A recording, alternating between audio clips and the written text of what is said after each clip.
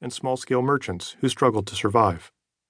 The Buddhist scriptures, usually called the sutras, refer to dozens of professions already practiced in Buddha's time, and his audiences included everyone from royalty to slaves. For most people hearing the Buddha's words, work was a necessary and central part of their daily lives. He couldn't ignore it then, any more than we can ignore it now. Enlightenment was not just something for full-time monastics, so Buddha knew that helping ordinary people work right was essential to helping them find their own path of awakening. That's what this book is about: how to make our work not just another distraction, but an integral part of truly waking up. This book will help you understand why Buddha, a guy who never held a job, chose to elevate right livelihood to such importance. More importantly, we'll explore how to find a way of working that's right in every sense of that word. Right for you, right for your health, right for your sanity, and right for the world. Buddha's teachings are not complicated. He laid them all out in his very first sermon in about 700 words, about as many as you've already read in this book so far. Most of them come down to basic principles, like honesty and balance, that help us pay closer attention to the world. But applying those simple teachings to the complexities of daily life can be quite a bit trickier. As Buddha elaborated on these concepts over the years, his teachings ballooned to about 20,000 to 80,000 pages, depending on who's counting. Despite his complete lack of job experience, Buddha actually had a lot to say about work in all those later sermons. Some of his admonitions were both specific and unsurprising. He suggested that we avoid careers in weapons, human trafficking, and drugs, for example. But once you start pulling on even those simple threads, it's easy to unravel the whole sweater. When Buddha says to avoid business in intoxicants and poison, what does he really mean? I spent years working at Instagram and Facebook. Are those online platforms intoxicants? Are they even poison? I suppose some would say so, although I disagree. Should we consider television an intoxicant? What about video games? Are coal miners trafficking in poison? Or car manufacturers?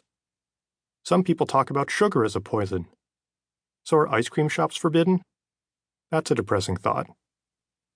In any case, these specific suggestions are just the beginning. All the same principles Buddha offered to guide us in the rest of life must also guide us in our work. After right livelihood, the other 7 elements of the Eightfold Path are right view, right resolve, right speech, right conduct, right effort, right mindfulness, and right concentration. All of these can help us at work, especially mindfulness and concentration, which we'll spend extra time discussing.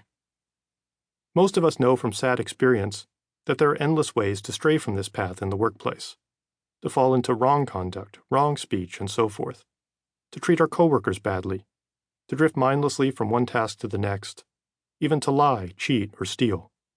We'll talk about all of these things too, and how to avoid them.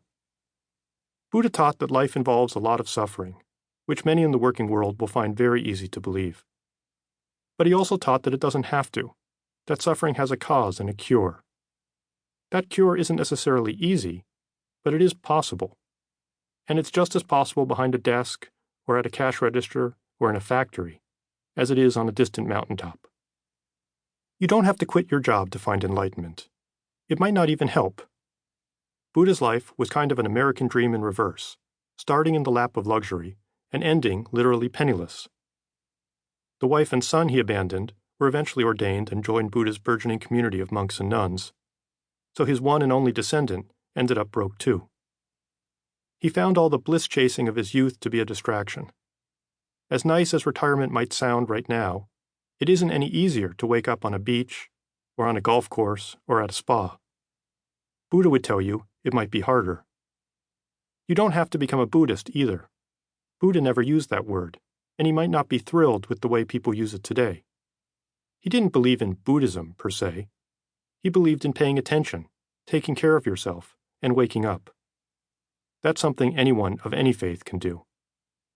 In the end, happiness and fulfillment at work depend on many of the same things that bring us happiness and fulfillment elsewhere.